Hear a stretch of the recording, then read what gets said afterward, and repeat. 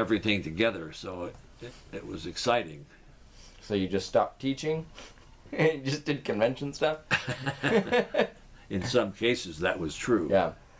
But for the most part, it was just put things together. Like the social science classes were involved with the convention, Right. most of them. As a matter of fact, at Sunset, when we ran the first one there, we had every kid in the school, with the exception of a couple of hundred, were involved in the convention. And when we had convention activities, nobody else could teach because all the other kids were doing things. That's a pretty big first year. I mean, to go from never having done it to such a large scale, that's pretty ambitious. It was really interesting about that because, I didn't ever pay much attention to conventions before we did it. And so I just did reading on it beforehand and a couple of novels about that and a couple of legitimate books. And, our convention was almost better than the real convention from the first year on. I mean, it was great from that point of view. You never, I'm just thinking from my own perspective now, being in the classroom, I would trial something at a sort of a limited version the first go around, and then work out the kinks and then expand a little bit. But it sounds like you went straight to the final version the first time around. Hog wild, yeah. You didn't do that yourself, though. I mean, you had other teachers that were working with you, right? For the most part, Merle and I did it ourselves. And how did you and Merle work together on that? Did you have separate tasks, or did you work on everything we had together? Separated the jobs. He took the southern states, of which there were 13 of them, and I took the West, the Midwest, and the Northeast, and then in his classes and in my classes, we appointed the chairman of each, 2 persons per state as chair, and then their job was to go out into the school and round up their delegates, and they did it really well. Okay, and then when it came time to do other things like have platform meetings at the school, we did that first time. Some of the other teachers did help there. I mean, Rod Craig, for example, did, and a couple other people. Was Craig at Sunset with you? Yeah. Was Rod Craig at Sunset before he came to Aloha? Oh, I didn't know that. Yeah. Then when Merle and I went to Aloha, Rod shortly thereafter went to a grade school. He wanted to become a grade school principal. And so we were sorry to see him go, but then after about 5 years, he appeared at Aloha. He thought being a grade school principal was not something he wanted. Yeah. So he came to Aloha and stayed there the rest of the time. And then he met Marie and married her, and the 2 of them stayed there. Oh. In fact, so they were both teaching there before they met each other. Yeah. Oh, I see. Yeah, at Sunset and then at Aloha. That's funny. So I have something that I wanted to show you. I have a friend of mine who teaches. Hang on a second here. Let me add one thing here. Yep. Okay, you do, when a person's teaching, you have to be able to add things that are interesting, say to adults, which will also be interested in kids at the high school level, and add that into the class somehow, and not just use the textbook and have them read the textbook and answer the questions at the end of the chapter. Right. That just doesn't cut it. And there has to be other things involved. And to be creative, you can go ahead and do it. Now, for example, one of my first years at Aloha, Bill and I were doing when we were at Sunset, some of the students wanted to study foreign policy, but there was no class like that. Okay, so we managed to I got a hold of the minister at the Methodist Church in Beaverton, and we asked if we could come in there and use that church on Monday nights for a class. And he says, yeah, that'd be fine. So we set up a class to study foreign policy, and and just invited kids to come. So we must have had 60 kids in the class from from Aloha and Sunset. And they came all the way to Portland for the class? No, Beaverton. The Methodist Church was in Beaverton. Methodist Church in Beaverton. And they really liked it. And we had discussions and speakers and so forth, And then the following year we set up a class on power conflicts, it was called. And that was on foreign policy. And this is all before Metro Congress. Yeah. And then when we we started the convention back in '63, we set up the class of Metro Congress. And the reason I mention that is because the kids were interested in foreign policy, so we did that. And some of them were probably interested in just the social life of being out there too, but we still discussed foreign policy. Well, okay, so we did the convention, and we set up Metro Congress, and we invited people to show for that, and we taught that for, 6-8 years before we ever got paid for it. And then we got paid occasionally for doing Metro Congress, but usually never. We just did it because it was good teaching. Yeah. I mean, and we were really laxed as far as grades and stuff like that. Right. But the students liked it. Yeah, I don't know what I was going to ask. I was going to ask something about Metro. Who knows what it was? This is what I wanted to show you here.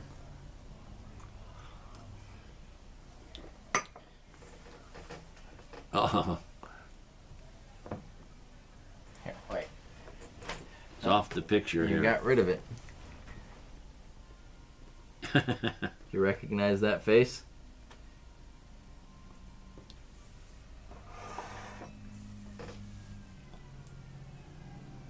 Hang on a second here. What did I do with it?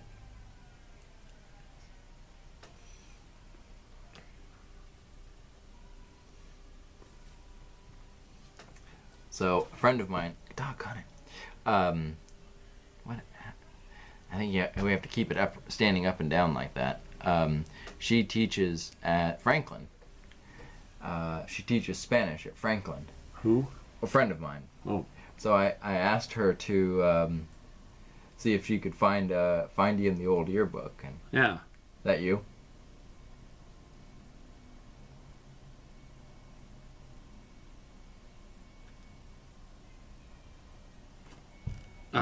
No, it's fine.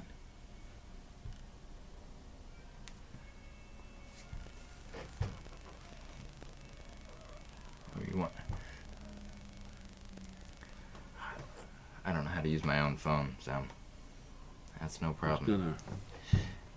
You want to look at the picture or the words or Words. Oh, shoot, see, there we go. It says Benson Sitzmark. What's going on? I should have printed all these out is what I should have done. I still can. But it says Benson Sitzmark, class vice president, junior football, junior basketball, Oregon State. Yeah.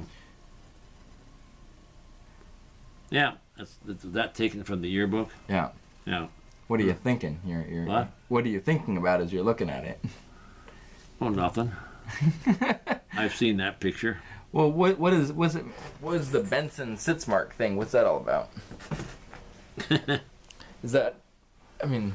Well, Sitzmark was a club that we went skiing and...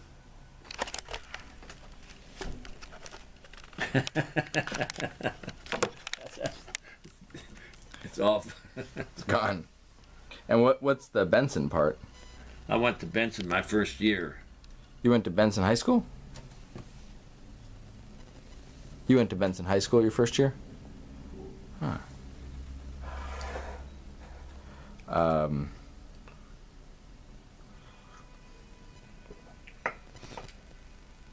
Yeah, I was looking through the rest of the pictures there on that page, and they all the kids there look, they look like they're in middle age already. Just with the, you know, they look like adults compared to the high school students I teach now. Make the writing come bigger. Well, I can try. Oh. There we go. Do you remember any of those, any of the names there? Well,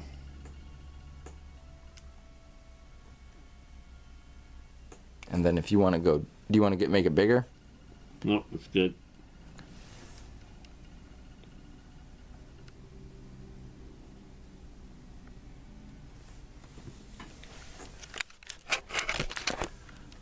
Yeah, that's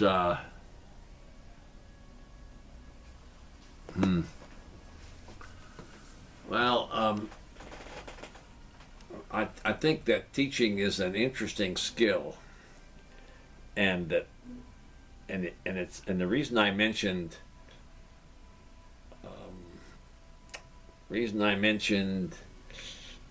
MASH, the program MASH, you know, Hawkeye and the crew made fun of the military and officers that were spit and polish, and just defied him every time they went. And I think that that's what teachers ought to be like, because rules are set up in schools to keep order, but you have to be creative and then violate those rules. Right. But if a person is creative and does things good along that line, then it's okay, because it's not just running roughshod over people for the hell of it. Right. So, but I think that many teachers can't do that. Oh, sure. So I don't think many people, period, can do that. Merle and I used to do that all the time. I remember one time they had an investigation in the school district, and George Russell was our first principal at Sunset when I was there. He was really a great guy. He is somebody that, you know, that would have fit with MASH okay. And he and I were, they had hired me, and so my first week there, I talked to him and we went down and had a cup of coffee. I was older, I might add, than the average person when they were teaching, so. But as we were having coffee and so forth, he said, you know, I would prefer to fire somebody from teacher if